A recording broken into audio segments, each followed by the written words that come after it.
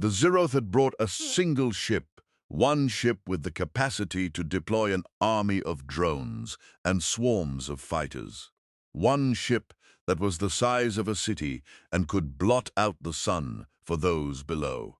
One ship with a vast array of weapons, the likes of which humanity had never even dreamed of. One ship that had shields that could survive nuclear blast. For even to use one nuclear weapon was surely a sign of desperation. One ship that could seemingly repair itself on the fly and build even more drones and even more fighters. One ship that, with the push of a button, could evaporate a military outpost and slowly drift towards another. To the Zeroth, it made sense. One ship had been enough to pacify previous pre-FTL species. Fear would consume them, and their planetary leader would bow and accept defeat. The defeated species would spend their lives as slaves, serving the Zeroth Empire. It had worked dozens of times. And should the native species put up a fight, then it would be a simple demonstration of power. And by the time the planet had spun on its axis once, the population had surrendered. To the Zeroth, this was the easiest way to deal with things, and then that one ship would move on to another planet to subjugate it when they needed to. It would take all the resources it would need, and soon Zeroth settlers would arrive and take their rightful place as the leaders of the planet, and the people would be made better as slaves. The Zeroth had sent only one ship. It was an insult, really, as far as most humans were concerned. A single ship? Where was the armada, the invasion, the skies full of saucers that threatened an entire planet and all major governments at once? And when it arrived over Chongqing and ultimately murdered 32 million people, in a single moment it had shown it was willing to use violence.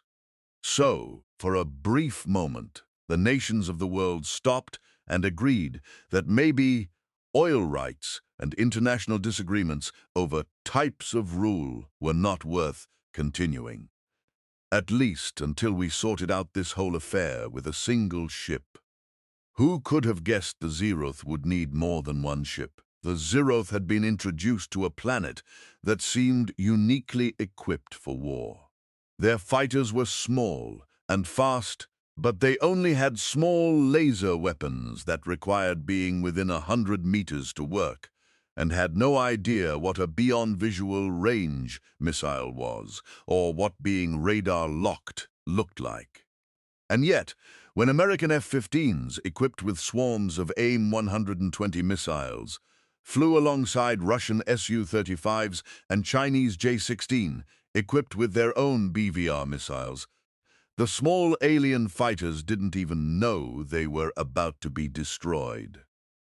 On the ground, Canadian snipers coordinated with British intelligence and German engineers to pick off the armies of drones from distances that were impossible for the drones to comprehend. They were stronger, in every way to the flesh of the humans, but died the same to .50 caliber hole in their center mass.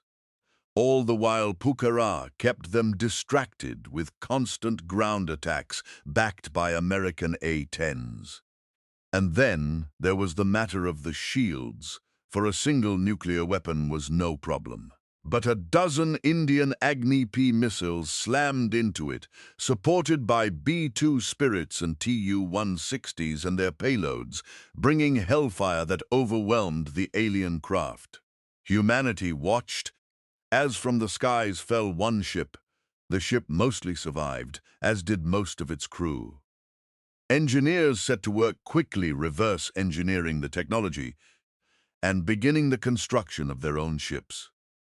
Soon the land rush to conquer the stars began by the various nations, and colonies popped up all over the Sol system and beyond. Eventually, through careful interrogation and learning to navigate the stars, humanity found the home world of the Zeroth.